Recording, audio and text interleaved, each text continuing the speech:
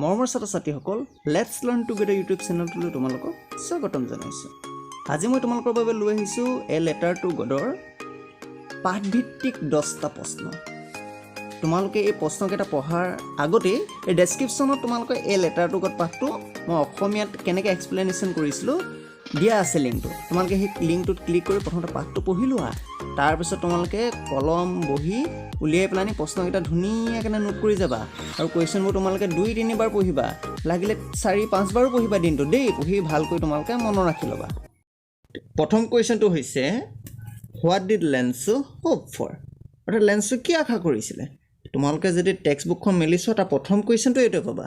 আমি জানো লেঞ্চো এজন ফাৰ্মাৰ আছিলে, হয়নে নহয়? গতিকে লেঞ্চো হোপ ফৰ ৰেইন, একেবাৰে চিম্পলি লিখিবা, বুজি পাইছা? Lencho hope for rain.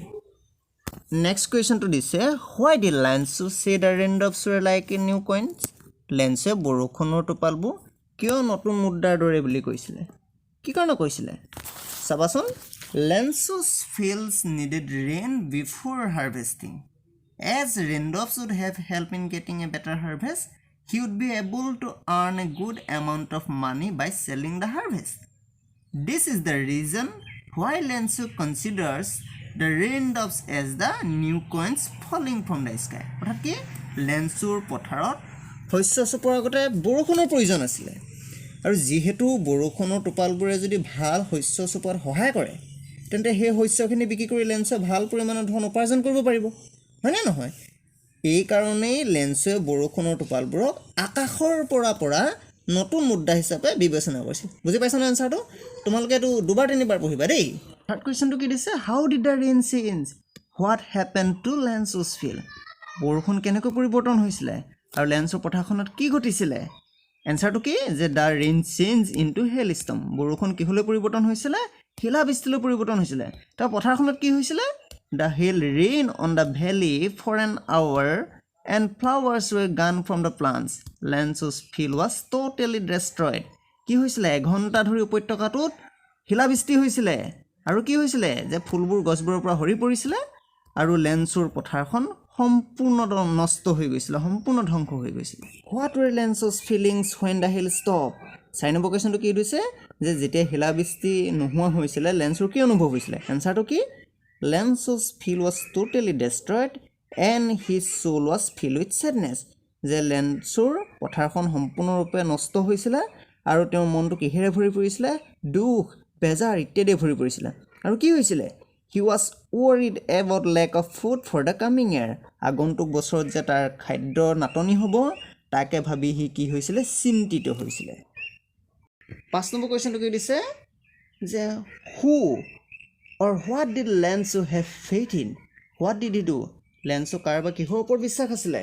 আমি জানো লেঞ্চো ভগৱানৰ ওপৰত গভীৰ বিশ্বাসী আছিলে, হয়নে নহয়? গতিকে এনচাৰটো চোৱা, Lencho had firm faith in God, he believed that God sees everything and would help him out.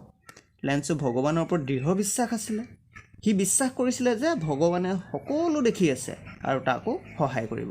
তাৰপিছত কি দিছে? সি কি কৰিছিলে বুলি সুধিছে নহয়?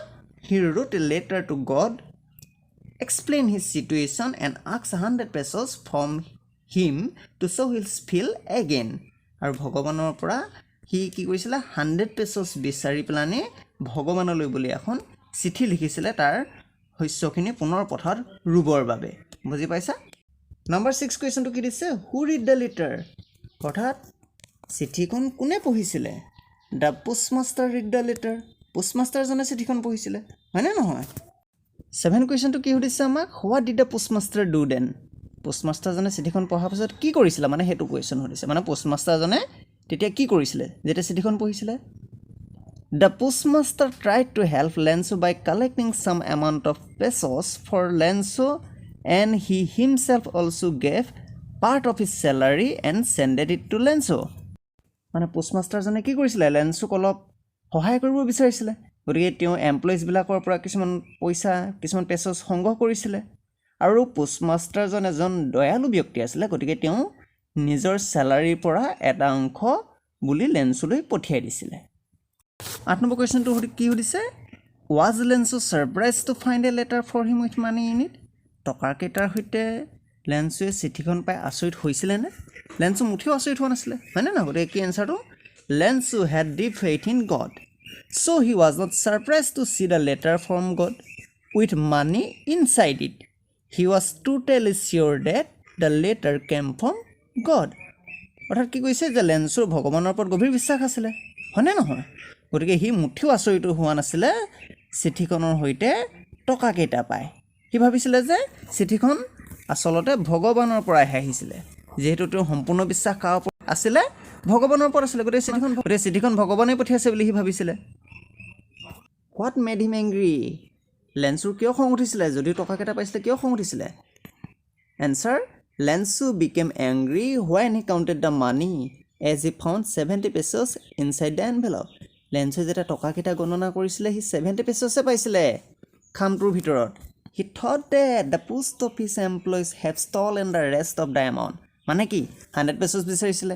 70 pesos পাইছিলে বাকী ৰেষ্ট অফ দ্য এমাউণ্ট মানে কি যিটো 30 pesos আছিলে সেইটো কোনে লৈছিলে বুলি ভাবিছিলে ই পোষ্ট অফিচৰ এমপ্লয়িজবিলাকে লৈছিলে বুলি ভাবিছিলে গতিকে তেওঁ গালি পাৰিছিলে নহয় এমপ্লয়িজবিলাকক চিঠিখনত লিখি দিছিলে নহয় পাঠটো পঢ়িবাচোন তোমালোকে দেই নাম্বাৰ 10 কুৱেশ্যনটো কি সুধিছে why does the postmaster send money to Lencho why did he sign the letter God পোষ্টমাষ্টাৰজনে লেঞ্চুলৈ কিয় টকা পঠিয়াইছিলে আৰু কিয় তেওঁ গড বুলি চাইন কৰিছিলে চহী কিয় কৰিছিলে এনচাৰটো কি the postmaster was N honest and helpful person অৰ্থাৎ কি আছিলে এজন নম্ৰ আৰু এজন সহায়কাৰী ব্যক্তি আছিলে পোষ্টমাষ্টাৰজন হি চেন্স দ্য মানি টু লেঞ্চুলৈ বুলি টকাকেইটা পঠিয়াইছিলে কিয় টু হেল্প হিম কাক লেঞ্চুক সহায় কৰিবৰ কাৰণে আৰু কি and keep his faith in god alive আৰু কি ভগৱানৰ প্ৰতি থকা বিশ্বাস জীয়াই ৰাখিবৰ কাৰণে অটুট ৰাখিবৰ কাৰণে তাৰপিছত আকৌ কুৱেশ্যনৰ ছেকেণ্ড পাৰ্টটো কি বুলি সুধিছে যে কিয় চাইন কৰিছিলে গড বুলি সুধিছে ন পোষ্টমাষ্টাৰজনে